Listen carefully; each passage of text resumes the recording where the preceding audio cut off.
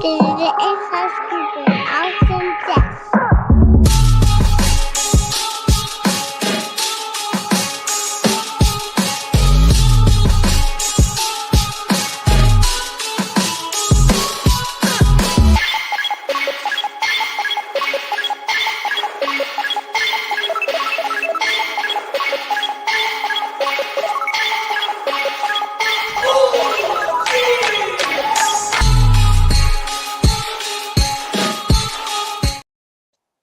Welcome, everybody, to another episode of Inside Scoop with Alex and Jeff.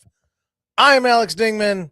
I am Jeff Doss. We are here. Yes, a little late, but we are here, and we are excited about a big week and a great show with you guys. We're going to have a fun show, talk about a bunch of different things, and we're just going to be honest with you guys. Like, we're going to be all over the place today, which, honestly, in a lot of ways, that's our fun shows, and They're all fun. well, that's true. Fun every week. It's true. If you haven't shared yet, make sure you share. Make sure you tag someone, bring them in here, and it's going to be a great time. This is crazy, man. Episode 331. All right. And man, we had a big, busy weekend. Like, I tell you what's kind of crazy is that, after AKA, then there's competes. Then there's nothing in March. And then there's, a week or two into, and then we get Ocean State, right? And so it's kind of like this month is a great month where you think it's a big resting time for a lot of people, but there's a lot of events going on too. So for some people that want to maybe, hey, I'm going to chill and just rest and train. And then there's some that say, hey, I'm going to hit all these regional ones and keep, I'm ready. I'm pumped up, so I can be prepared that way. And then you also had international events as well. That really, this is one of the first big World Cups of the year that happened. It's important to do some tournaments in the spring. Yeah. If you go into the summer and really having your last real competition was late fall or winter before, you're not going to be ready, right? So even if you're like, I may only do like 3 or 4 events for the whole year, you got to make one of them in the spring, because if you make one of them in the spring, like you may be like, I might only do one other tournament at the end of the year. Make one of them the spring, because it really gives you a gauge for where you're at and for where the sport is at right now. All right. Correct. To know, like, oh, this is that level right now, or how come nobody's doing this? Is this really an opportunity for me to capitalize? All right, I guess I'm going to pivot, right? And you don't really know that until you're in doing that in the spring as well. So I think, like, I mean, it used to be, if we really are straight about it, Jeff, March was saturated. Yeah, exactly. Big tournaments, because we had Irish Open. I think it was either early April or late March where we had AmeriKick as well, right? Yeah, March was AmeriKick there.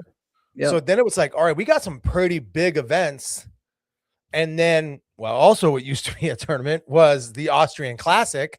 That was in April, all right? So the spring, while it may be wet and dreary as far as the weather goes, for karate tournaments, it's all the same temperature inside, except for Disney World, except for the U.S. Open. That's another freaking animal, right? Sam, good job, man. I know you guys had a big weekend down there in Georgia for, USA martial arts team. Awesome. Michael's talking about getting rusty. Can't be taken too exactly. And they had a lot of tournaments this weekend. USA Sport Karate is doing a lot right now. We had Marty Eubanks had his tournament, which another great support, another great showing for his event. Congrats to Cam Kloss, who won both the Forums and the Fighting Grand down there. Came down from up in Pennsylvania down there and did an amazing job. So congrats to him. I don't know who won the women's fighting. If you guys know, let me know on that. What was the other thing? Oh, I'm going to share something funny from that because my instructor went there, and it's just a silly thing. It may even be a part of one of my other subjects for the show. But and then let's see, we also had in Utah was the trials for WKU, the West Coast trials for that. So right. they were over there at Mike Tobin's school training with Jack Felton, Mike Tobin, Aaron Shipp, Lori Stanley, all of them out there training and selecting, the team to go this year. And so it's going to be pretty exciting for that. Let's see. I feel like there were some other events as well. I know. There was the USA Sport Karate event up north as well.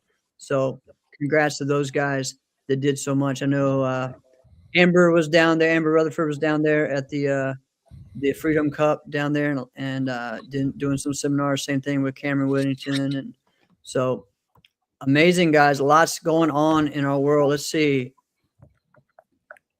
Cameron Whittington won Forms Grand. Kaysen Jones won Weapons CMX. John Curaturo won the men's fighting, and Samantha Gonzalez won women's grands. Awesome. Congrats. Congrats. Look at my guy, John Curatolo, still winning. You know what I did the other day? Listen to this. What? Remember when I was talking about John, this is years ago on the show. Yeah. And I said, someone should make a t-shirt. John Curatolo is good. I still wear that t-shirt to this day. I wore it last week. And because now when your kids are really young, you can wear a shirt that says blah, blah, blah. It doesn't mean anything to them. They're just words. Right. They're just letters. Right. They don't even know. Right. But when you get kids that are readers, they just read everything. So like he's reading, he goes, Dad, who is John Curatolo? And I'm like, oh, I'm glad you asked. This is so cool. Let's have this conversation, right? So I got to tell him about John. It was fun. There's no t-shirt about me. Actually, no, there is a t-shirt about me. I also cannot wear that around my kids. Correct. Because it says, yeah. Right. You can't get it at the Martial Arts Internet Work store, right? You get and it glows in the dark. And it glows in the dark. So if you are an Alex, you're going to wake up to have your spouse have their shirt screaming at you to shut up. It's true. It's also entertaining. Yo, I don't want to like completely go off, but I got a thing. But if you got a thing that we were, before we get into that, let's go into, Ocean State Grand Nationals. And again, guys, make sure your book, you get everything set up now, man, because it's coming up fast. And I tell you, like, this is going to be one of the most anticipated events that we have this year. And again, we talked about spring tournaments. This is really that one that really just has, been there forever, but has always had some amazing moments, right? I mean, 100%. When we're talking about, the first time that, the certain people, like Raymond and Jody and all these guys that were on Paul Mitchell, that they came and were on Straight Up, right? So we have that. We also have. It's going to be a great time, Brandy. You're going to have a lot of great new experiences. You really are. Again, like I said, some of the first times that you've seen certain people win, at Grands, another one that we're going to talk about, some TKD moments. One of those was at Ocean State 2 years ago, where Caitlin Vaughn won the grand championship with her Korean form. You talk about some great matchups that they would have with, teams from Europe coming over to Ocean State, right?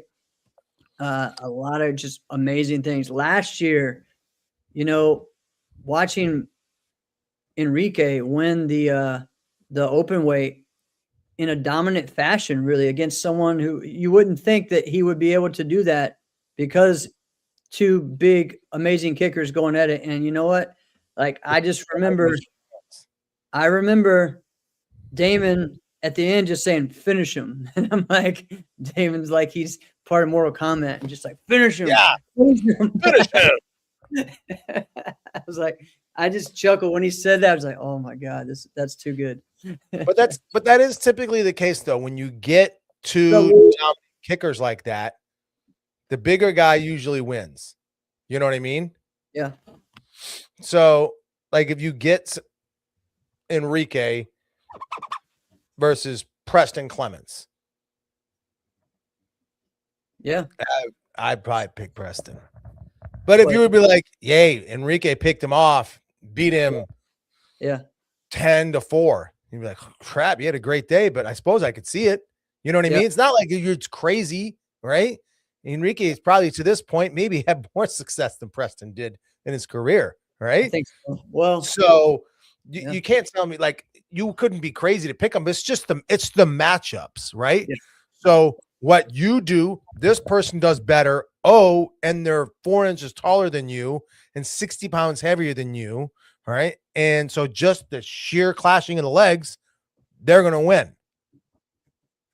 So, but that's awesome that he was able to do that though. Big Right. ups to the kickers. Can I ask this question before we get too deep? Because it happened for me over the weekend, and I was thinking of you, and I was like, hang on. So yesterday, I'm doing this wedding show. It's like a convention, right? It's like a home and garden show, but for just wedding vendors, right? Come on over here. I have a photo booth. Come on over here. I do cotton candy. Why that's necessary, I don't know. All right. Things like that. All right. So anything wedding vendor related, you can go. So I'm going to make sure I'm going to be there. I'm going to have the best looking stuff there, which I did. All right. And I'm set up. But in my head, I'm like, I'm counting down. I know when the doors are going to open. So I know, because people are asking me like, hey man, you want a coffee? You want some water? And I'm like, no, because I know I can't afford to take a bathroom break. Right. You see what I'm saying? Like I plan this stuff out and I'm thinking like, do you ever do that? Do you ever just like think about like, I actually can't afford to drink water. As stupid as that sounds, I can't afford to drink water because of my job. But you say it out loud, it makes you giggle, right? Yeah, exactly. Have you ever done this? Yeah, so I always have like my water bottle with me all the time, but then I'm like, all right, slow down, don't, because I don't have I don't have a break in between classes, enough time to do this and that. And I think a lot of us deal with that as instructors, right? Oh yeah, I learned that early on. Yeah, and so you got to be careful with that. I mean, you got to stay hydrated, and honestly, I need the water for my throat, and because especially when I'm like, you're yelling, you're being up there, you're active, you're moving, but you also got to pace yourself too with that. So yeah, that's an interesting one. Dude, but I'll tell you what, when it's the end of the night, because you condition your body to like, all right, it's whatever time I'm going. Those are violent peas at that point. Those are, and the thing is too is that you have to. This is why. Here's the deal. That's why it's important. Now 10.5 hours worth. This is why it's great for me just to have the restroom. I have one in the dojo and then one in the lobby area, so I don't have to leave and then possibly get in a conversation with a parent. Oh man, straight to to there. Then I come out and then I speak to everyone. So that worked out pretty well. That is good. There's always like if you're building a dream studio, like there's always a bunch of like options for things like that. Yeah.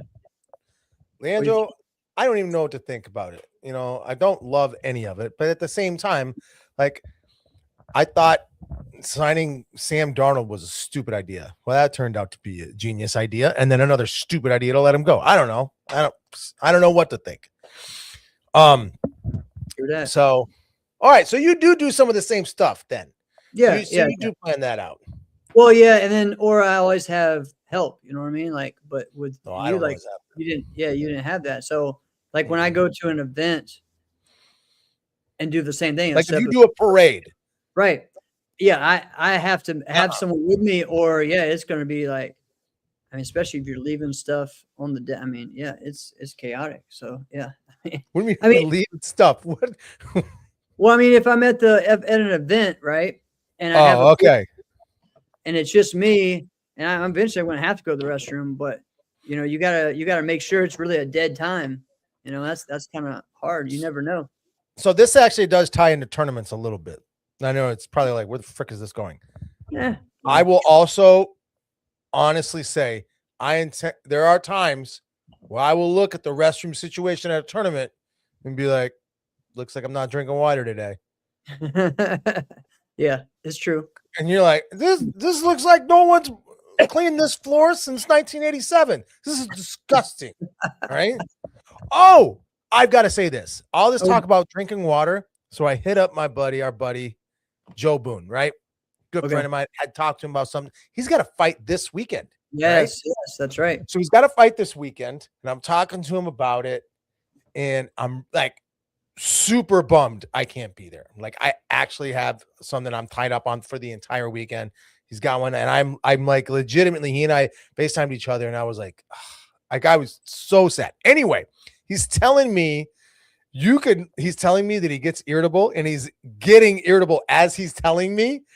Like, so what other people do that like irritate him, and I'm dying in laughter. And then he starts telling me about his water intake, right? He's like, yeah, I'm about to do my cut, and I've got to drink like 2 gallons of water a day. And I'm like, that is obnoxious. Like, you're waterboarding yourself, right? Yeah. And he's like, do you know how much 2 gallons of water weighs? And I'm like, never thought to care to know what that weight is. 17 pounds. 17 pounds of water to cut weight. Wow. I think it's bananas when you think about it. You're like, I'm going to do all this. Yeah. To then go out there to have someone try to physically harm me. Like, I'm actually kill a person. Right. Turns out guy's fighting is 19. Right. Dang. So he and I are talking. I'm like, dude, he's too young to be intimidated. Yeah. Like, he doesn't get it because he's got a Muay Thai background. So he doesn't get that. Like, he should be cautious of Joe. He's too young to even think about that. Exactly. Like, that's actually dangerous, you know? Yeah. To someone who's like, I don't even care. I'm just gonna go. And you're like, you should take a break, man. You might catch an elbow. I don't care. Those are the dangerous guys. Right. That's All right. Now that I've derailed this. Billy just said SMAC was this weekend as well. SMAC International. So another great event. I mean, there was a lot of events over this weekend. So congrats to all those guys. I know I'm not sure. Well, I think Ibby and Tahir both won the grands there this weekend in the fighting. And I know that Jack Sterling won one of the junior grands, I think the weapons grand. So lots of cool things over the weekend. This weekend, there's a lot of tournaments. I'm actually doing a crazy weekend of being that. Yes, sir. That's what we announced earlier. Yep. Cam won both, man, over in Marty Eubanks. So awesome job. Gary, if you know who won the women's, I hadn't seen that one yet. Oh, Mitchell Street won forms. Awesome. Good stuff up in SMAC.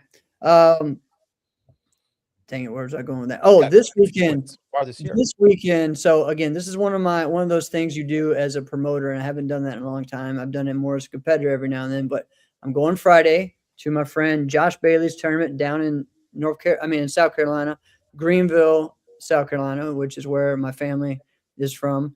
It used to be Spartanburg, is where he had it. The Great Southeast, which was Rick and Nikki Lee's tournament years ago. Now he has that event. He's having that in Greenville. It's going to be Friday, Saturday. I'm going to go Friday, then drive partway and go to an event Saturday in Prince George, Virginia. All right. Do that. And I have students going to that as well. Do that, then drive up to Alexandria, Virginia, and do a seminar and private lessons all day Sunday, and then come back home. So yeah, going one of those weekends. And I still would like to try to get. All right, yeah, from Revolution. So it was either Yorgi or it was Katushka that won the grand over there, Gary. Yeah. So it's going to be a wild weekend, man. See, all of that, I applaud like the go-getter, the push it. She's like, hey, if I got extra time, this is what I'm doing. Let's do it. It. It's the driving. I know, man. I know. Not a professional driver. I don't like doing it. I just can't, man. Yeah. I can't. Like, I'm in the car all the freaking time. All right. I drive so freaking much. Right. Yeah. So I feel that. And yeah, I'm getting that way too. It's just like, That's why this No, year you most of your miles are on the weekend, right? I see what you're saying. Well, Well, yeah, I guess mine are too, if not I say it that way. yeah. But Yeah. I just couldn't. If I Yeah. were you, I could not drive to go to one state, do a tournament, go a couple more hours, another direction, do another tournament, go a couple more hours. Like, I just couldn't do it. Yeah, I applaud you. Just get on a plane.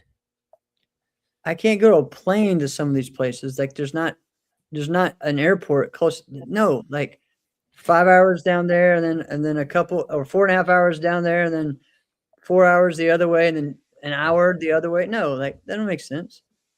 All right. Italian World Cup was also this weekend. So a big weekend for everyone out there. Congrats to Bailey Murphy for winning the grand champion. Congrats to, I know all the Corelli guys won their divisions. Demetrios, Mason, and Martin. I know Tina Below won her division. I believe she got second in the grand champion. I didn't recognize who won. So if you guys have that information, let me know. Congrats to Rashad winning all of his forms of weapons divisions. And also Mason Bomba did a return of his bow form out there. So, and he got That's a bronze. what I'm talking about. Yeah. So it was pretty sweet, man. To see those guys doing that. Joe Rhodes won a first place in his category. So huge shout out to him. Let me see. Do not know what that is. All right.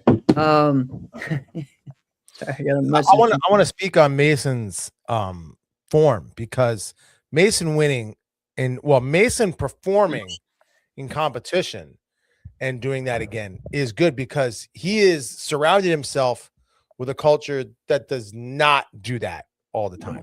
All right. So doing it still competing and performing at a super high level where nobody around you can do any of that or even wants to do any of that can be hard to do. So Right. I also didn't watch his performance. Maybe he mailed it in. I watched it. It was a good one. He had one spot where it was like one of these catches, at the end. So I think that's what, but it was pretty cool. And everyone, a lot of those guys, especially the guys in Hungary and Corelli, like don't always get to see him compete like that. So that was pretty cool for them. And also, congrats Devin Hopper and Tyson Ray. They won out there as well. And Brett said, see, I knew there's so much going on between, and for you too, for both of us, when we get done with one's work and then we get to this and we forget to check in on the app. But all those results, guys, for the Italian World Cup are in the app, Martial Arts Center Network. So definitely. You guys haven't gotten the app. It's so fun, simple. So I would exactly fun and simple. I was just on the app yesterday, just having fun. If you're just hanging out, have some fun. Pop up the app. Dude, this event was, I think it kept growing. They said, over 3,000 competitors. I mean, a lot of the divisions had like 52. There was a couple in there, 52, 60 competitors in those divisions. I know that Rashad, like his fighting division, I think both of the fighting divisions that he was doing had 52 competitors. So, That's awesome. Yeah, so I mean, they're doing big things. Oh, another shout out to Evelyn. Evelyn did light contact. Yes, she did light contact this weekend. Fought in that, won her division, and was named the light contact fighter of the weekend. So, so pretty sweet for her, taking that next step to something different. As she's been, we've been seeing her with her first fight in Total Combat. Lots of things going on with that. So. Pretty neat, man. With how many different people were over there.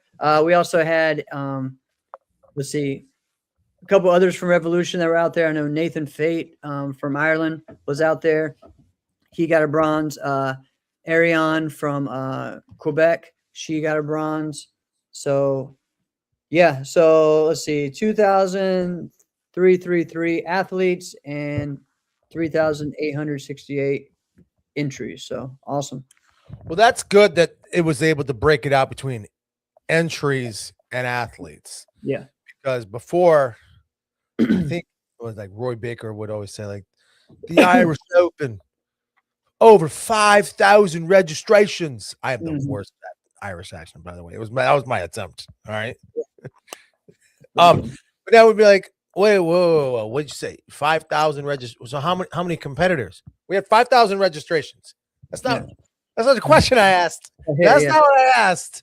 Because I registered like 6 times. Right. So what does that mean? What does that mean? Yeah. Yeah. I got you. Well, yeah, I mean, let's get into this fun one that I was actually, and this is just kind of a funny thing. It's things that mean something different now than what they used to, right? And this could be martial arts or this could be whatever, right? So that's one of those things, right? Like registrations. What do you mean? You know what? Oh, what about this? Or things that actually don't exist anymore, you know, that were a thing, you know, like this is a funny thing that happened. Okay. Can't wait to hear. My instructor went to Marty Eubanks tournament. Okay. He told me at the end, he thought he did his worst form, one of his worst forms ever, but he still got first place somehow. So he won weapons and he won forms. He goes, does grands in both.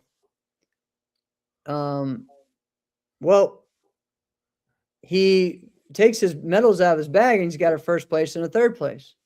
And then he gets his email from Juventex and he gets a first place certificate and a third place certificate. Well, the guy that announced the winners went first, second, third in that order instead of third, second, first, like most of them do, especially when you're talking about the 50 plus, 60 plus divisions. These guys are old school, right? And and so what's funny is that the other guy, he actually got third place. My instructor did. And the other guy gets first place. Both of them thought, yeah, I got first, you got third, because of the way the dad's like, why don't y'all both just turn around and look at Juventex? Man, we're old school. We don't do that. And both of them, like, he went to the grand thinking he won. And now he realizes, yeah, it was kind of weird. I just thought about it. My name wasn't in there for the grand. Like, it's just silly things like that we don't think about. And I'm sitting there like, and I want to call him a dummy, you know, but then I'm realized, like, you know what, maybe he's right. He's done it this way for 30 years. Like, why did they change it and decide to go first, second, third, you know, like just silly stuff, right? That are just different now than what they used to be. Yeah, that one's pretty silly. I'm not gonna lie. That one will make you giggle. And I'm like, what in the world? It's like, imagine if I would have won grand and it was actually like third place. Oh, see, that's the thing. That's the thing that would piss everybody off. Oh, I know. That's crazy, right? So so that's one. I'm going to tell you one that's a normal thing that happens to me all the time. And the first thing either I say or someone else says, and actually this happens a lot, because I'll drive from Rustburg to Lynchburg. It's about 15 minutes depending on where I'm going. And I'll get on the road and I'm like, okay, well, I'm going to call this person while I'm on the road because I'll have time and I'm not around people. So I click that. And right now there's always a spot now, which it never was before. But this year, all of a sudden, there's a spot where all my calls drop. And I'm like, dang it, why did that do that, right? And the first thing, I'm going to call this person out because he says this. But and it'll be when I'm talking Cannell. And Cannell would be like, oh, man, you're in a bad area. You're in a bad area. And I'm sitting there like, that means a lot different now than what it used to be. You know, like bad means has to do with cell phone service. Bad area back in the day, man. Oh, that's funny. For your life and for your safety, right? Well, that's like what. Yes, that's funny, man. I like that. That was good. That's not where I thought you were going. I'm like, where's he going with this thing? Yeah. Because like immediately what my head went to would be like, and I say it on the show every now and then, like things that mean something different. that maybe people just don't know, and they probably should know now because I say it almost every single show, is what a cheeseburger is. Right. Right? Like I do still have to tell people like that's what this is. All right. And so, but yeah, cheeseburger. There were a lot of different ones when I was growing up, but in wrestling, there was some people would same thing as a cheerleader. We would call pud. Oh, this dude's a pud. A pud, yeah. Like, why is he a pud? A lot of times, like he would be someone who like a puddle. Yeah, just wasn't really in shape, but like they were in that weight class because hey, like they didn't have anybody else, yeah, or they were heavy, or like hey, this was the easiest spot on the team to get onto because you have like 12, 13 weight classes. Oh, this guy's a pud. You know, we're gonna be able to move him around easily. Like that was the thing we would say. I know that. That's cool. Yeah, pud. So some of these things can cross over. See, like, I could say cheeseburger, and someone might be like, "What are you talking about? Me? I'm one." But if you say like, "Oh, he's a pud," if you had enough inflection in your voice, oh man, let's go, pud. Right? We're gonna be out here just talking trash about someone, just cheering them on. Let's go, pud. That's pretty funny. That's pretty funny. That's pretty funny. I don't know if there's some other things though that like that are different. Man, you know, maybe not. Maybe in our world, I don't know. I'm sure there's things that were different. There was definitely things that we did that nobody really knows. I don't think anybody does anymore. I haven't seen anybody use hairspray on their feet in a long time. When was the last time you saw anybody do that? I mean, I've seen it. I've seen people talk about it. Yeah, I have, but it's never really a big issue, you know. But I have seen that and usually it's because of people that have coaches like from our era, like a Marcel Jones or myself or someone else like that would be like, hey, you better go, you know, go do that, right?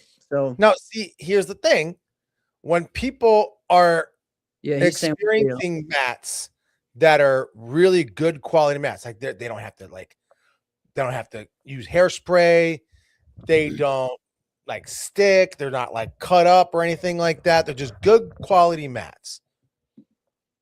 Understand, those are probably the dirtiest things on the entire planet, right? And the reason why they feel great is because they're worn the heck in and they've never been cleaned.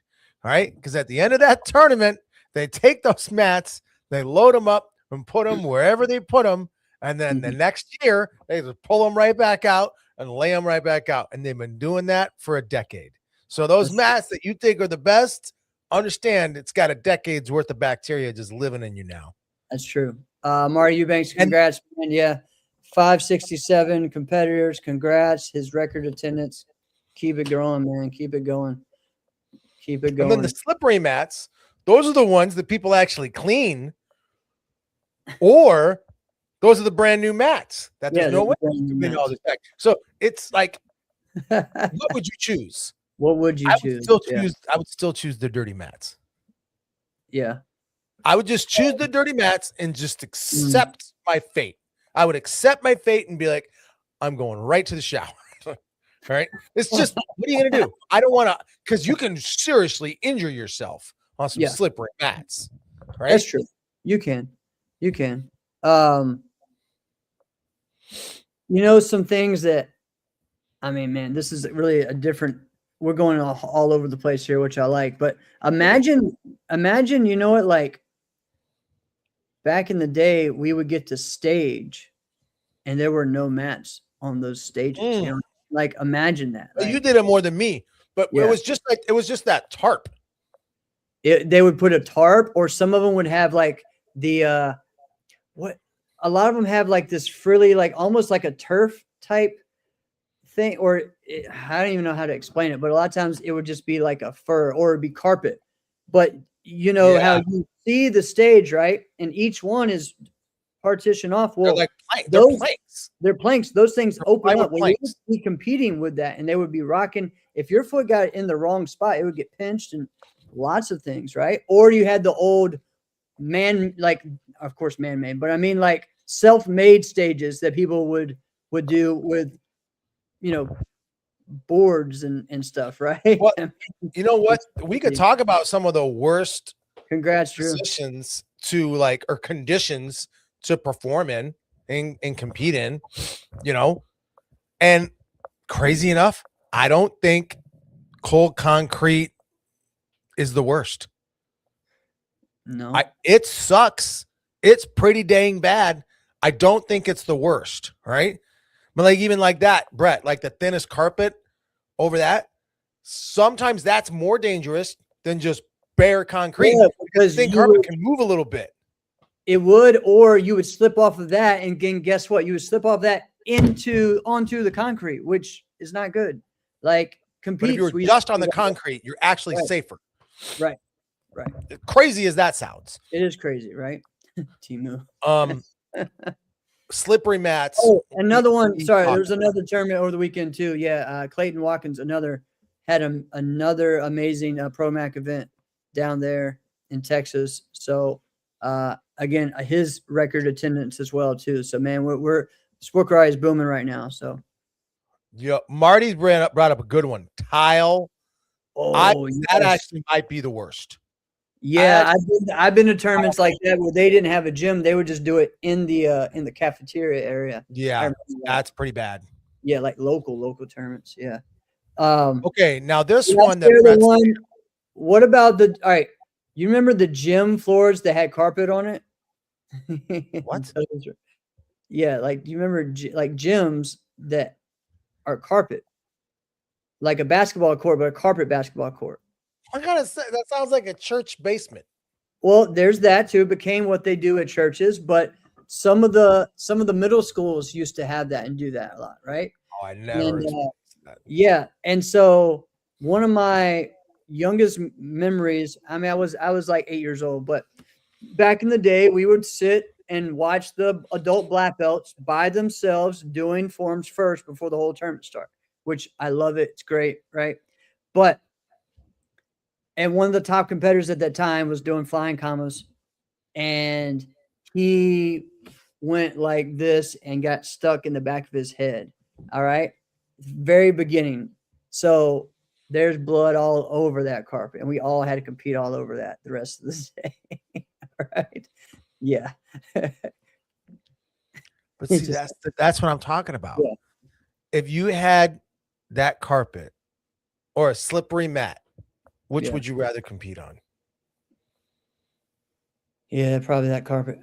Me too. I know carpets just were like- one thing which were weird that people would do that, but yeah. Now there was some carpets.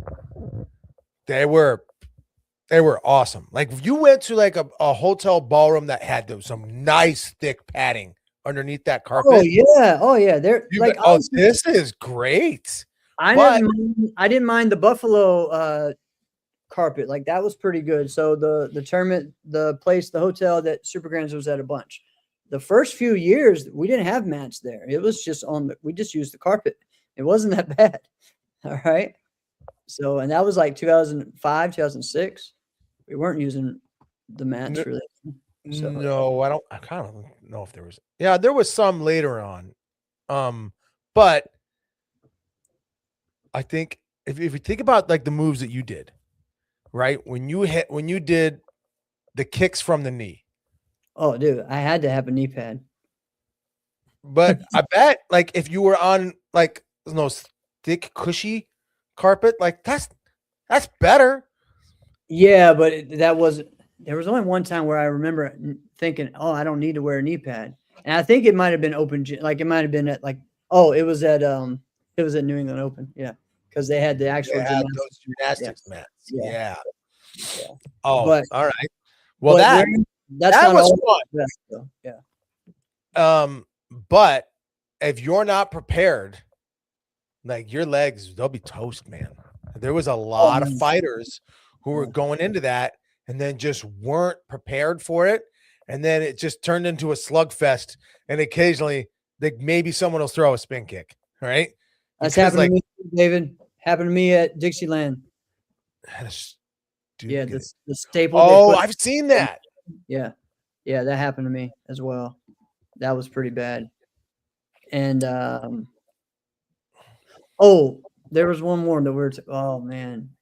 Well, how about this? What about We talked yeah, about the pluses of those yeah. carpets. good one? Well, what about the minuses of those carpets? How many guys did you see with rug burns? Right? All right, Carpet burns. have you been to some martial arts schools back in the day that had just the carpet and it was so tight? Yeah. It'd be Abdella's school. That was us. Oh my God.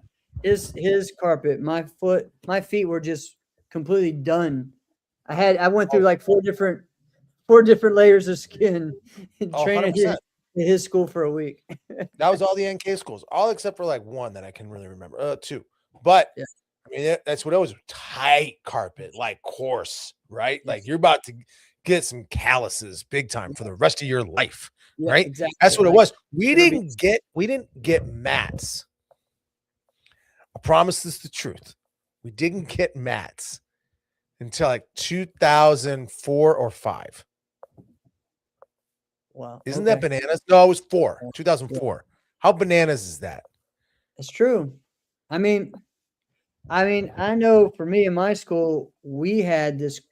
I don't even know where my instructor got it from, but this crazy, like, thick foam that he covered the whole floor with. And the thing is, your feet were. I mean, it would fragment and go. Your feet were just disgusting after. It was just like blue foam all over it. You'd have to wash it off before you even got in the car. It was What are crazy. your favorite mats to have in a school? I mean, I still like the puzzle mats, but I do like the Swain? Swain mats, yeah. Swain mats are good. You know, I can't remember what it was, but it's like after a while, you look and your feet are black. Mm-hmm. Like, what Yeah. the frick is this? Yeah. Right? Yeah. Right? Like maybe they were Swain. I'm not quite sure. Or maybe they were Tiger Claw. But anyway, I would come home. This was early on in our marriage, and Lindsay's like, "You're not getting in this bed." I'm like, "What are you talking about?" She goes, "Have you looked at your feet?" I'm like, "I'm a karate instructor. I look at feet all day long. This stuff's blank to me." Right? She's like, "This is disgusting." Yeah, you got dojo feet. You got to clean that off before you get Dojo feet. Yeah. But it normally just happened to me after I would take my foot pads off. You know what I mean? Yeah. Because that's for real. You take your foot pads off, you're like, "Duh." Yeah. Here's another thing And that it's just the left one was on the ground the whole time. the other thing that happened a bunch back in the day and that people did on their stages was that they would have a tarp or like a banner over the stage, like bluegrass, right? Bluegrass would have always had the tarp over it with everything on top with the mats underneath it, right? So that was always a different thing because you could have the mats underneath, but then the tarp or the banner would kind of like bubble up. So I remember before I had a couple of times where I'd slip on stage because it was just like I literally tripped over the staging, the banner pretty much is, so it's kind of wild. I don't know what is being used today, right? Because unless and nobody knows unless they're a part of the setup. You know what I mean? Yeah. What I do know is that it was really easy to tell the quality of those boards of the stage when it was surfaces like that. Now that we're all spoiled in a good way, I don't want to say spoiled, but like appreciated. We're appreciated as competitors that here are the mats to protect yourself and to make this sport legitimate. Okay, good. Right. But when you were on those tarp wrapped, you could feel like, oh, there's a hole in the wood here. There's a hole right there. Right. You're like, my heel is going through it. All right. And that's what we all did, right? We'd get on the mats, we'd walk around, we'd stomp, we'd come over here and be like, ooh, this is a dead spot. All right. You had to know what your surface was. Still, I would go in, I would do that in every ring. I would go still just to make sure, right? And then you look like an idiot because you're doing that and they're all the same now, which is perfect. It's what they should have been. But hey, we were told to question everything. That's true. That's true. All right. So the past few weeks have been kind of wild with updates and things. We haven't gotten too far into it because honestly, we don't really know what's going on. And so sometimes we talk about things without knowing, sometimes we don't. But this time it's just, you know what, let's just let it ride out and let's see what happens. But it looks like hopefully NASCA will start announcing, is what we're seeing, is announcing each committee, right? So last week we saw that Mike McCoy will be the new president of the board, and then they also showed the legal. I forgot the name. I think the legal committee, which is Nick Smith, Jared Leiker, and Mike Sawyer. So it looks like, hey, now we're going to start releasing who are going to be parts of these committees, at least on the promoter side, I think. And you know what? That way we can kind of get some idea of who to go to for what, What right? is happening? Yeah, what's happening. But also, I think it's a good professional way to show who to go to for what, right? Like, all right. So if there's a situation or something that we need to know, or maybe even, hey, why was this written this way? Let's go to these people.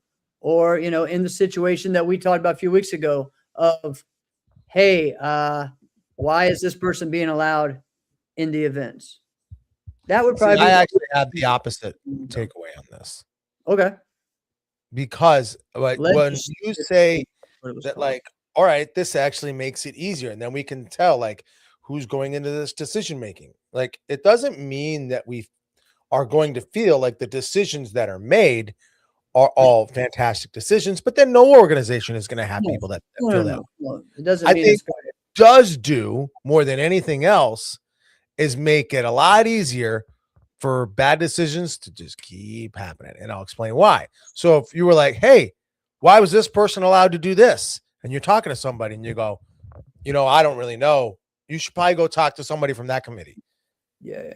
If you find them, they'll go, why would you talk to me? I don't have anything to do with that. I didn't even know this happened. You got to go talk to yada da da. Like, he just told me to come talk to you. I don't even know. I don't know the details. If you want some answers, that could happen. That could happen. Oh, never mind. I meant you're supposed to talk to that person. You see what I mean?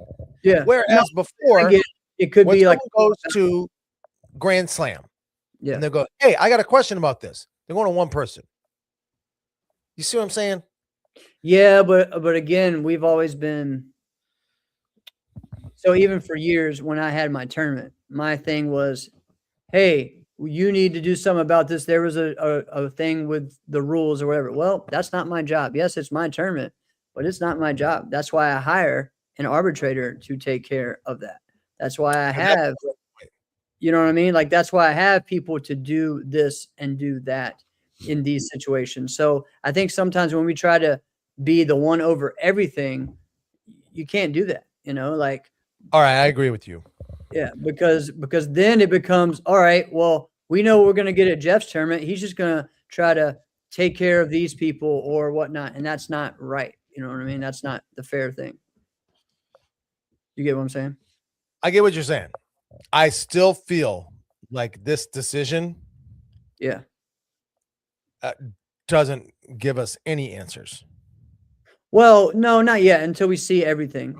We're still, we still have some questions, some things, you know, but again, let's sit back and wait. Like, cause I really don't know yet what everything's going, but again, we can, that's funny, Brent. You're funny. That's actually funny. Okay, but like when David is saying that Waco has a bunch of committees that handle different areas. Yeah, it doesn't make that easy, but that's a logistical nightmare too.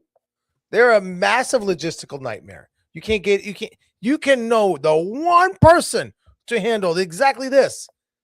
I got to talk to other committee members as well. What? Yeah. And so just because Waco does it and we like their professionalism doesn't mean it's a good answer. I get what you're saying. I think it all depends on the organization of it. I think it's how it's laid out. I think, of course, you could always use people as a scapegoat, but I mean, I hope that's not what's going to happen. But that's true. I think, you know, again, we needed to bring that up and just talk about that. What do we expect? You know, I'm maybe the next committee will be announced, you know, this week. as well. And maybe we'll find out some more answers, moving forward. But the biggest thing right now is Ocean State is coming up. And I tell you, this next segment is TKD Moments, sponsored by Ocean State Grand Nationals. What are some Taekwondo moments that were big in sport martial arts that you can think of? I mentioned one earlier of Caitlin Vaughn, winning the Grand 2 years ago at Ocean State. This could be at Ocean State. This could be anywhere else. What are some things that you think of when you think of TKD moments? I love the TKD forms moments because TKD forms are fantastic. Oh, thank you, David. But TKD fighting moments are actually harder to come by in this sport because they're two totally different worlds of fighting, right? Correct. Either one of them like the other, right? And so there was this guy, however, I think his name was David Chang. All right. Okay. You didn't go with who I'm talking about? I don't think so. It was 2005, I believe. It was right when Ring Stars were coming out. All right. Oh, okay. And the super fights were a thing. All right. And they were becoming like, all right, Rolex has been doing this for a few years. Let's do this. Okay. Diamonds did one. Okay. Now next year, we're all just going to do one. All right. Yeah. It was such a massive hit. People like fighting more. They like the excitement of it. It's a different type of pressure. Okay. If they're excited, they want to do it. We can do it. Let's do it. So David Chang was in a few of these. And you were like, how the frick is it? WT style, WT, Taekwondo guy gonna do this. All right. And I'll be honest, like I was sick because guys, just like what they do with forms, fighters do the same thing. Like we'll sit and watch guys warm up, right? Over here stretching, just doing one of these, just me mugging the guy over here, right? And so never forget this, right? I'm a middleweight, so at this point, so it has nothing to do with me. It's not gonna matter because David was a heavyweight, right? He's a heavyweight and he's practicing all of the WT kicks. The double, the triple, the quadruple kicks. So pow, pow, pow, pow, pow. All right. And if you don't know what I'm talking about, they're just roundhouse. They're just round kicks. Yeah. Round kick with and just switching legs. And if you don't know this style, you think that's retarded. It'll never work. But you've also never experienced it. It's faster and more powerful than anything you've ever experienced. It also will never work in point fighting. All right. So this guy's practicing with this. And I'm like, all right, whatever. You're a heavyweight. You're definitely not making it out of that division. I'm not going to have to worry about you. So I'm just going to go over here. And like my homie, Greg Betlock is just like, and he never says this. He never makes a comment, nothing about anybody, up, down, left, right, indifferent. Yeah. And he's watching him. And I don't know what came over this guy. And he's like, looks over at like me. And he's like, sidekick all day. And I'm like, what are you doing, dude? Like you never trash talk people. Guy made it to the finals. Guy made it to the finals a couple times. And I'm like, what in the wild world of sports is happening here? He did, and he beat some decent guys and got into the finals for the super fights. And I'm like, well, that is legit since you can't punch. Yeah. So and we already know what kick is coming. This is kind of bonkers. Now, David, when Raymond did the TKD fighting over there, that was, if I get it right, Jeff, is that the ITF? Well, it was probably a combo of both. It was just a pro knockout. It was a knockout Taekwondo. It's kind of like what they have now with with combat Taekwondo, right? Or Taekwondo combat that they have right now. That's growing and getting bigger and bigger. It's kind of the same idea that they did, but they did it in a ring. So, well, what is the style of Taekwondo that basically is like point fighting? ITF does continuous point fighting pretty much. Okay. It's like, I mean, not the rules or the points, but the style is similar. Yeah. It's Ray very did that style. It's very similar to light contact in Waco, but more 1-2 move circle, 1-2 kick, boom, move circle, like that. So it's like us sparring in class without any breaks. I know. So then, so like David, so like the clips you probably saw of Ray fighting with that, that's probably what he was doing. He was doing that, which is basically just a recipe for being a highlight reel. If you're gonna go in, you're gonna fight Ray, and your mentality is, I'm gonna come in there, bounce, bounce, step, step, round kick, jab, punch, get back. Like every highlight he does, there's nothing you can do, right? He'll just choose whatever one he feels like doing this time, because everything you do will just fall right into that. And he did a lot of them. He did a lot. It was awesome. Yes, he did. Well, yeah, I don't know what happened. That didn't he? I thought he lost that final fight though, Dave, which was crap. It was crazy how he lost it. Oh, really? Yeah, I know. Conroy went over there with him for that. Was in his corner for that one.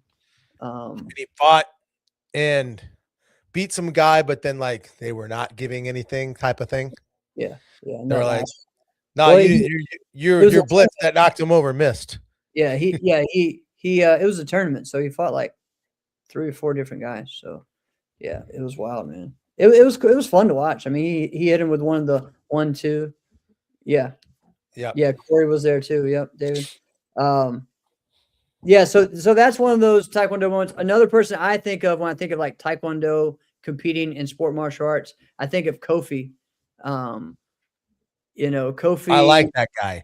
He would do like Taekwondo type spins and kicks while adding that point fighting hands, in there, right? And the dude could do forms. Yeah. Oh yeah, his forms are great. He didn't want to do the forms. Now you see him in a bunch of movies, in his stunt career, still doing great. All those guys from that same era that all trained together. All, him, Arnold, Gio, all those guys from the same area, same school. They were all from that power kick school with Elsa Cordero and Arlene Lemus, and all became went to that next level. So it's pretty sweet. I remember talking to Kofi, and he's like, I don't even want to do forms. I'm like, well, you're here. You're doing a pretty decent job of it. Yeah. Like, what do you mean? And he goes, well, because this is on when they had the John Chung's team, the Jungle Care Psychic team. He goes, it's some teams make it like you can do forms if you want, but you have to fight, right? Yeah. This was the opposite. Jungle Care was the opposite. You do whatever you want, but you have to do forms. You have to do at least one form. And that was it. That was the rule. I didn't know that. And he's like, yeah, that's the only reason why I'm here is because I have to do a form. So I'm going to do this. Like, ironic. Maybe you should lean into this a little bit and enjoy it a little bit. You're actually doing pretty well. Yeah, right? He's really good. Yeah. Yeah, I remember he started his form, and at that time, a lot of times guys would just start their forms with just a standing back tuck. Yeah. He did back tuck half twist. Yeah. Right. And I'm like, okay, well, that's cool, right? Yeah. That's awesome, right? Yeah, he was one of the first guys doing a lot of things like that, especially in our area. So exactly. That's why I felt like, dude, lean into this thing. Or you know what? How about don't give me a shot? Yeah, definitely. Oh man. So, all right. How we want to finish the show, man? Do we want to do? Well, hey, wait. I think we would be remiss if we talk about Taekwondo moments. All right. And we don't bring up Boston Taekwondo. Yeah, that would be. Well, my idea was, hey, next week we'll have some more. But yeah, let's go ahead with Boston Taekwondo. We could tease it a little bit and then come back with some more. But I think when the names that come up when you think Boston Taekwondo, you think the kicking, and you think Pedro Xavier. Yes, that makes total sense. But you're like, well, that's pretty great kicking. Wasn't Reggie Perry one? Yes, he was. Reggie Perry was Boston Taekwondo. Oh, wait. I heard the Bradys. Yes, Donald and Ronald Brady are also Boston Taekwondo. And then you start looking at it and you're going, did they at one point have the winningest fighting stable of all time? Like, if you look at sometimes groups go in eras, right? Correct. And like, straight up has had a bunch of eras where it's like, holy crap, look at their lineup, right? The transatlantic, what is it? No, the Atlantic. What do I keep messing it up? There's the Atlantic team, and then there's the Trans World oral. I'm putting them together is oral. what I'm doing. No, everyone does. I do that At too. least That's it's not transgender Atlantics. Who knows? oh my God. I was just, oh, sorry, I'm going too far. But anyway, you have that, or maybe you look at like Corrali from like 10 years ago and go, well, wait, was that the best, Yeah. stable of fighters at one point?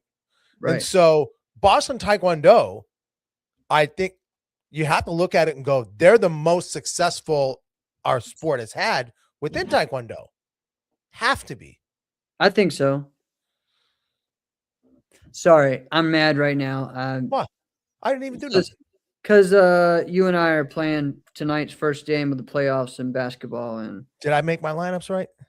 yeah, and yeah, you did. And two of my guys last minute pulled out of the game, so yeah, I'm not too happy with that.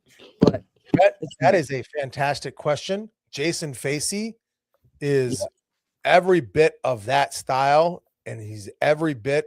You know who reminds me of Jason Facey? Is Willie Hicks. Yeah.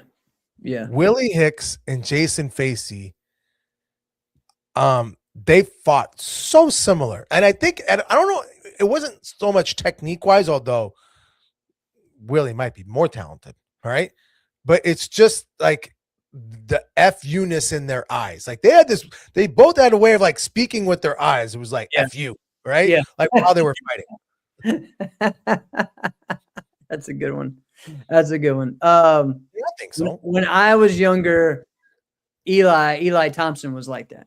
I don't know if you remember him. He was like that. And yes. I remember, fighting him at 10, 11 years old and being like, never really hearing kids my age cuss at me before. And this guy was.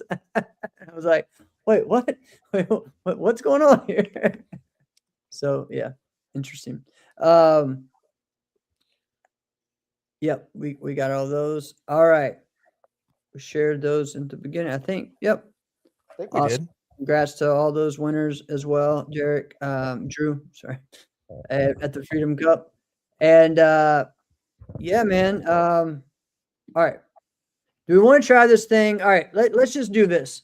We'll list some names, okay? And what we're trying to come up, we have a cool idea of like, all right, when you think of this competitor and this someone that you would probably YouTube, like what's your favorite YouTube video of this girl? What's your go-to YouTube video of this competitor?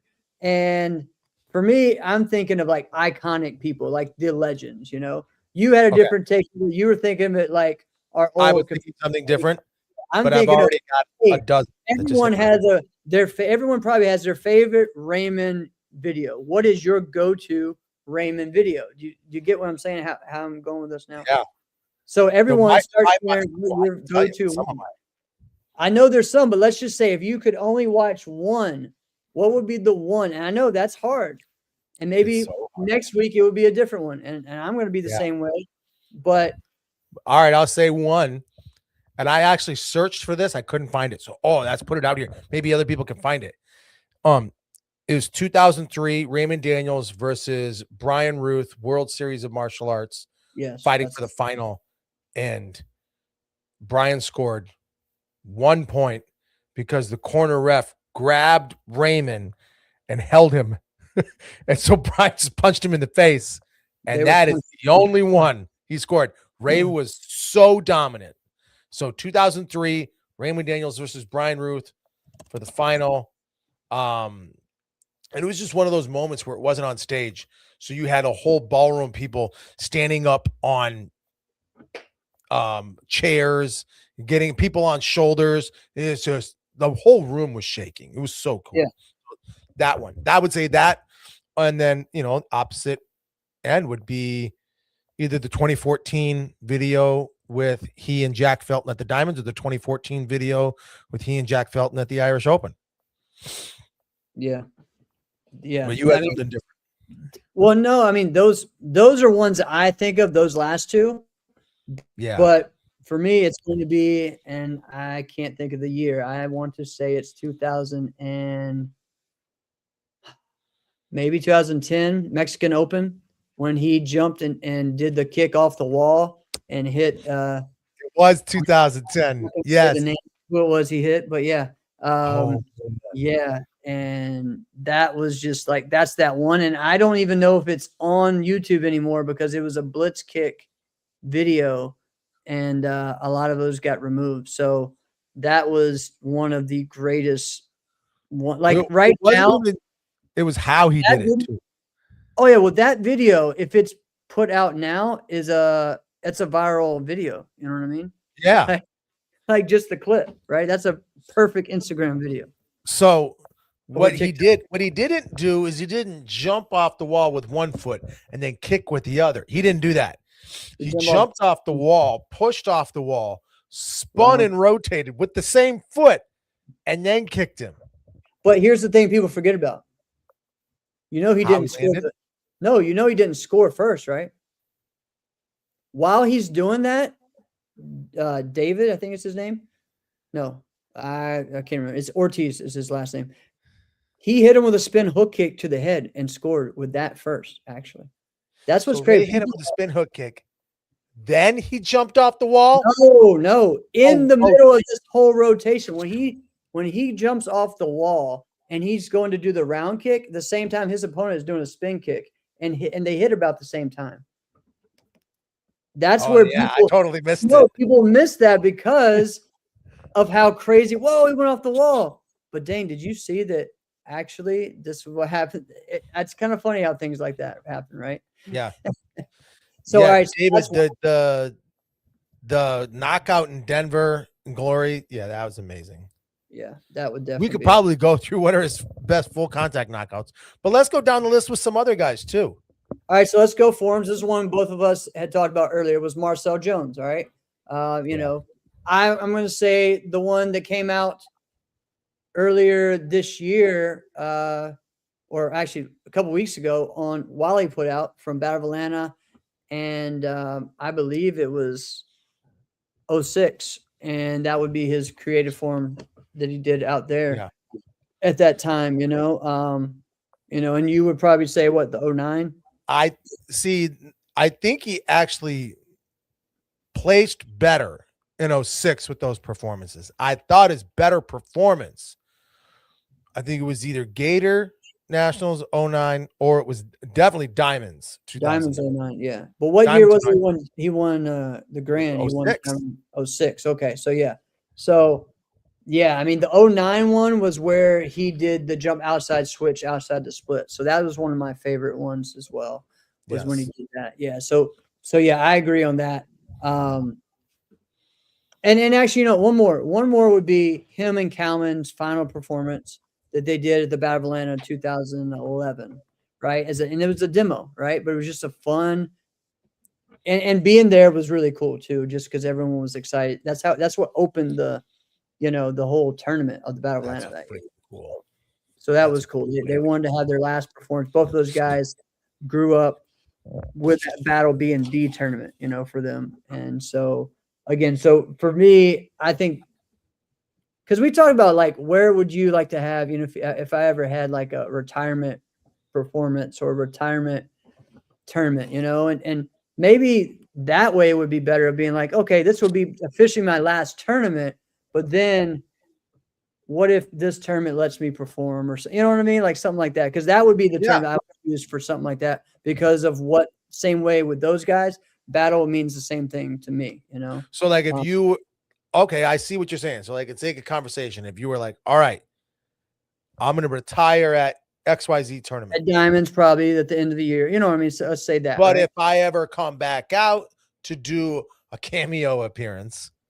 Yeah, well, make it as a special thing of saying, hey, I'm done but this tournament means a lot to me. I want to make sure, you know, which is what they did for Kalman and Marcel at the time. So it was pretty cool. Yeah. Okay. I love that. So yeah, I would say the 09 one. What else? What other names we got here? And now because of you mess with me. But, I know. I know the years, the tournaments, but it's whatever. You can't find it, find it. Well, yeah, I just had. All right, let's go with.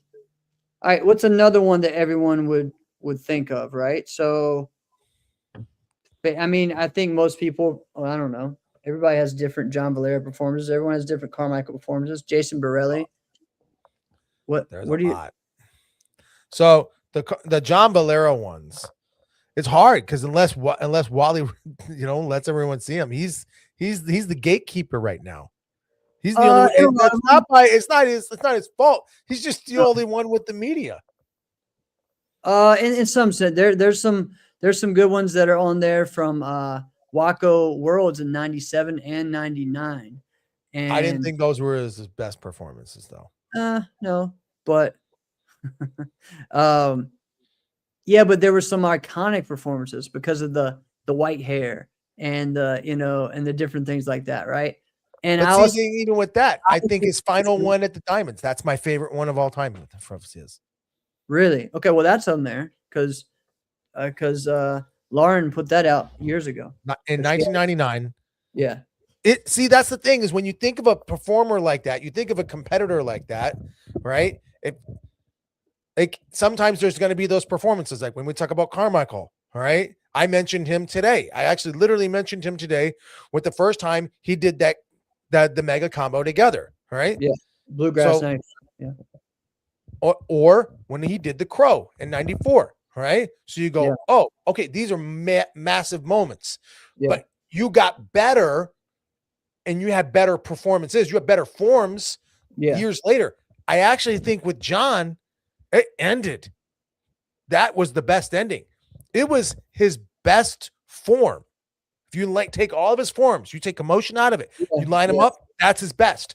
And it still had the best moment because of the way that buildup was, because we all knew this is the last one. Yeah. And he came in with the frosted tips, right?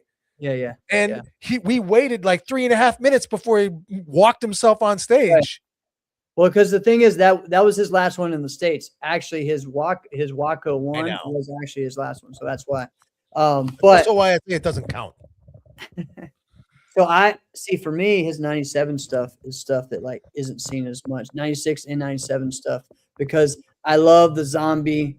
Like to me, like that form, zombie form was one of the best. 96, 96, and then 97 when he came out with the double 720 and was just like, whoa, and he was still doing the 542, the knee, all that combined. It was pretty sick. All right. And again, I'm such a big fan of John's junior career because that's what I looked up to a lot.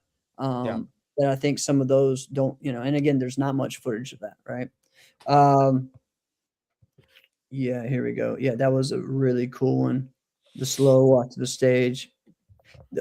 So there's some things that are coming out, like his first adult grand champion was 95 Battle of Atlanta weapons. It wasn't forms, right? And a funny story about that was there was a lot of things that happened that night that were weird. Like Richard Brandon couldn't get his music to work. He was on Beat 97. And John was taking a nap when they called his vision up. Like he was asleep. He was chilling. And they said, "Hey, come on, it's time to go." He went up there, did his form, won, beat everybody. That's so annoying. I know, right? So annoying. It's actually irritating. And the thing is, we all had to compete the next day too, because that was a year that we were doing the Atomics Grand Slam. So we did Saturday and Sunday, dude. That's so annoying. I can't stand that. I know. All right, what's the next name? All right, let's see. You want to do a Jason Borelli? Because we could do both of these. So many. See, Jason Borelli is like the karate Paul Bunyan. I'll tell you why. Because Jason has moments that happened everybody talks about, but just for some freaking reason, this moment never caught on camera, right? Oh, that's true. Well, I mean, and honestly, for me, all right, so this is what's funny about some of the YouTube search. It's not always their best fights or the best forms that I'm going to watch more. I will, and I hate it for him, but I mean, he'll laugh about it too, but I will watch US Open 2000 when he almost kills himself doing the death drop. right? And I'll watch that video on YouTube more than even some of my favorite forms that he does later on, or even before that he did the year before, that people are like, whoa, what the heck? Where's this guy coming from? Like the 99 Battle of Atlanta, right? When people are like, wait, this guy, I thought he was an NBL fighter. Oh, he does forms too? Oh, crap. Yeah. But yeah, that 2000 US Open, where literally you got to think he won the daytime like grand championship. He didn't win the ISKA title that night because he almost killed himself, knocked himself out, right? But he beat, like, think of that tournament, like the names that were there. Anthony Atkins at his prime. So, Jimmy Graham and that's at the his thing prime. with him. This is why at his prime. he's like Paul Bunyan, all right? Right. Because like when like what you just like, oh, I thought he was like an NBL fighter, right? What's he doing over here doing forms and weapons? Like, that's not going to go well. Oh, never mind. You're not an actual human being. Like, you're some kind of bionic human. What is this? Right? Because it's like, all right, you're 5'8", you're a really good kicker, but you're 5'8". No, you're the greatest kicker that's ever seen a karate tournament. Like, what? He just makes a point to, like, whatever it is that you do, whatever it is the norm that you think should be, like, freaking get about it. They just throw it out the window. It doesn't matter with this person. So when I say, like, some of the things that just weren't caught on camera, how about freaking this one? All right. I had probably a dozen people tell me that they were there, saw this thing. How about when he did continuous at the US Open and he fought a gold belt? Remember it? The guy goes to black. And Jason Borelli is such a phenomenal kicker. I feel bad for the gold belt. But it's also like it's like a Mack truck and a sidekick, right? He broke his freaking arm blocking. He's put his arm there in front of Jason Borelli's heel, and now you have no more arm. Like, that's bananas. Yeah. Right? Yeah. Hey, I was a part of one of those where it's like, I'm glad there's nothing on videotape here. I've had a couple of those with him. Right? What's your favorite video, right, of him? Favorite video of Jason Borelli. Oh my God. All right. He doesn't win this one. Yeah. But I thought he was going to. 2011 Super Fight Final with he and Hamid. Now, Hamid beat him in 2010. Yeah. Okay. So now 2011, they were both like quintuple overtimes. Right? It was like back and forth, because you got to win by 2. Right? And Hamid was at his best, and like Jason's Paul Bunyan, right? Like, you could be down and out. Like, watch me swing this axe. I'm good, right? So, but he comes out, and I'm Team Hamid. I'm rooting for him. And I remember I was quiet, being like, holy shit. Because Jason his leg was so amazing that day. And Hamid's got a formula for him, but it sometimes just doesn't freaking matter when you're fighting him. Right? Yeah. He hit him with a fake axe side, landed the side, then followed up. And I'm like, oh my gosh, you just went 1996 on him. Right? Yeah. And it worked. How is this possible? Right? So I think that's probably my favorite one. It's such an exciting video.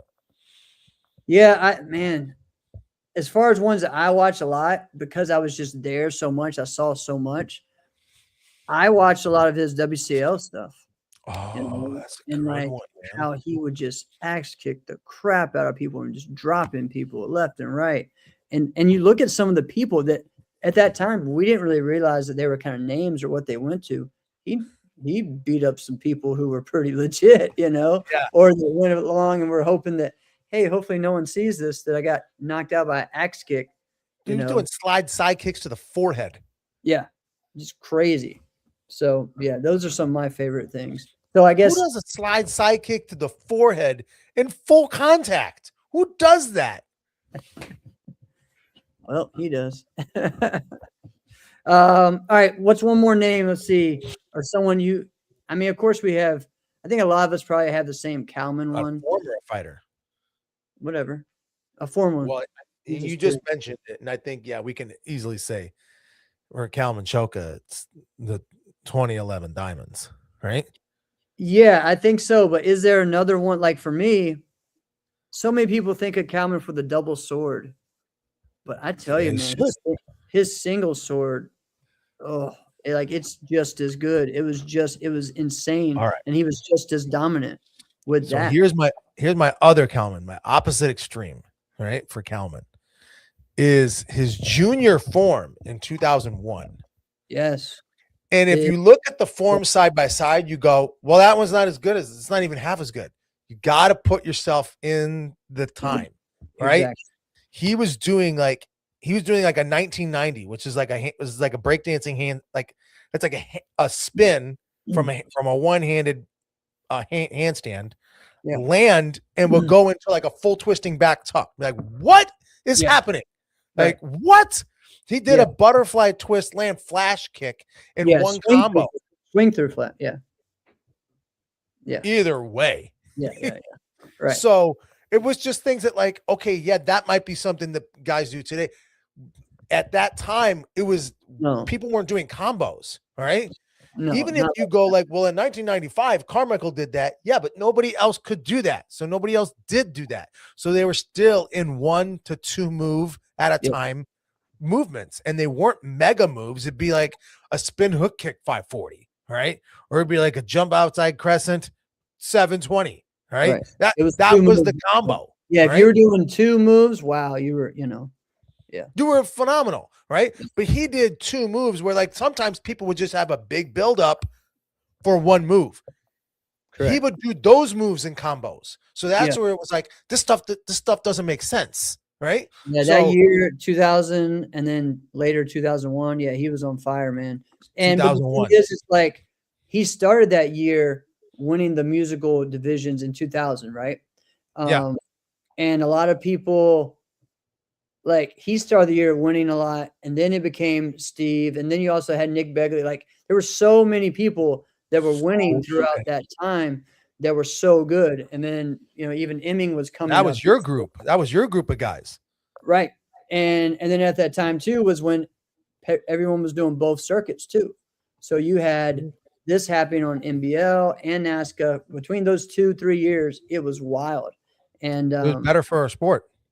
Yeah, it was crazy. I mean, you have Tirada coming up, but I mean, it was just insane of the different people. But you look at someone like a Nick Begley, who was a power move person, but single moves, right? But everything was super clean and powerful. Yes. And then against Kalman, who was doing combos, right?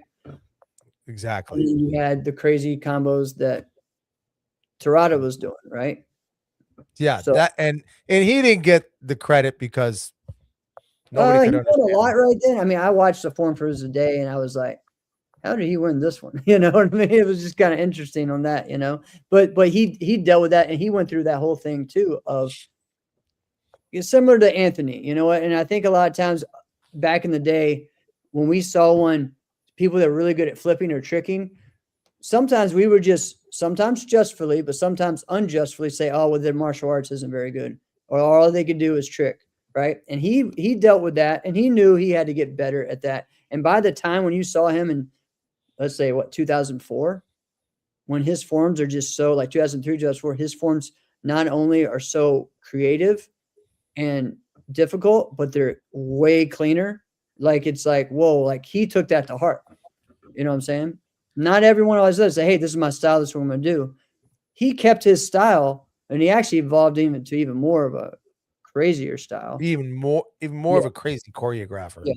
Yeah. So like for me, like that 2003 or 2004, I would say actually 2004 compete video of him doing his form was probably my favorite. And that was during the daytime. Okay. One of my favorites. Yeah. All right. You want to do one more? Yeah. And then I guess we'll call it a night. Okay. We'll do one more. I'll make it a fighter. How about Avery Plowden? Oof. He's got 318,000 great videos you could watch. Honestly, mine may be one of his most recent ones. Really? Tell me. Years ago, WKC Portugal, when he drops him with the jump spin back into the body. That would be mine. Probably. I think we have a female in there. Mine would be 2014 AKA Warrior Cup final against Cass Sigmund. Right? That's a great fight. Yeah, that's a good one. The reason why it's such a great fight is because I mean, Cass is just coming off an ACL tear, Yep. right? And he was there. I mean, it was not long.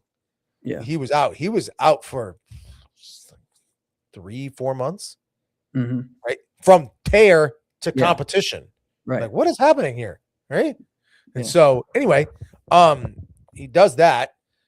But he's Cass freaking Sigma. He's a great fighter. So he made it to the Warrior Cup final. So Avery's basically just put on a video of how you do a step in back fist. All right. And it was just that the entire day. All right. Yeah. So Cass generates his offense based off of where his front leg is at. But with Avery, if your front leg isn't at his face or at or above his hand, it's not a threat to him. So he's faster from when your foot gets to his hand, he's faster than you to go to there than you are to get your foot to him, right? Mhm. And if your foot isn't at his hand, he's not worried about getting hit in the face because he's got his other hand guarded around. So he Yeah. just knows how fast he is, and Cash didn't have a plan B, right? And Right. it was a absolute clinic. So if you guys are like, yeah, I want to coach some of my people on how to do step in back fist, watch that video, break it down. You don't even have to stop it, because sometimes when you're doing that, you're like, all right, let me go move that back. Don't even move it back. He's Yeah. gonna do it again. You want to do it again? Oh, Yeah. did you see that? Don't worry about it. He's gonna do it again. It was like that. Definitely. I love that. I love that. I don't know. Next week, I know we got there's some. We're gonna do more research next week, but I think there's a lot of fun ones we can do with this segment. So This is a lot of fun. yeah, And guys, it's okay if you guys want to throw in some names that we'll Yeah. definitely of course. call some of those out too. If you're like, hey, what about this person? Yeah, There you if I go. got a video, I'll definitely tell you which one I think is Yeah. my favorite. One more thing. We're getting close. May 2nd, Grand Slam Open returns. Excited for that. So guys, hit me up if you would need more information. Again, we're on mountainaction.com. Go register now. And I have my group page, Jeff Doss Grand Slam Open, for more information. If you guys got any questions, we're going to be doing Japanese challenge, Korean challenge, the same way that Korean challenge is done. We're going to do the kata version as well. And then also we're going to do a 40 plus version of that. So traditional challenge, where in the 40 plus, it'll be the Japanese Korean together doing it, the 3-round format. But you have to do, for the adults, you have to do 3 different forms. All right. So we're challenging you even more. All right. And we got juniors as well. And lots of fun.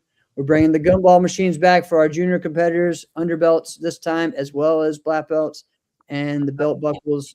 And the belt buckles are on the way soon. So, going to be a lot of fun, man. And we also have IKF kickboxing as well. They'll be a part of it. So I think not next week, but the week after, we will have Johnny Davis on to talk about what he does in that side of the world, and how he's been successful for, I guess, 30 years now, having that circuit. So next week, guys, we have a special guest. We got Chris Rapplaud coming on next week, JPM legend. And it's a great time to have someone like that on as we are promoting and getting you guys pumped up for Ocean State Grand Nationals. And he has a lot of great stories and a lot of experience. So it's going to be a lot of fun. This has been another episode of Inside Scoop with Alex and Jeff. I am Alex Dingman. I'm Jeff Doss. See you guys next week.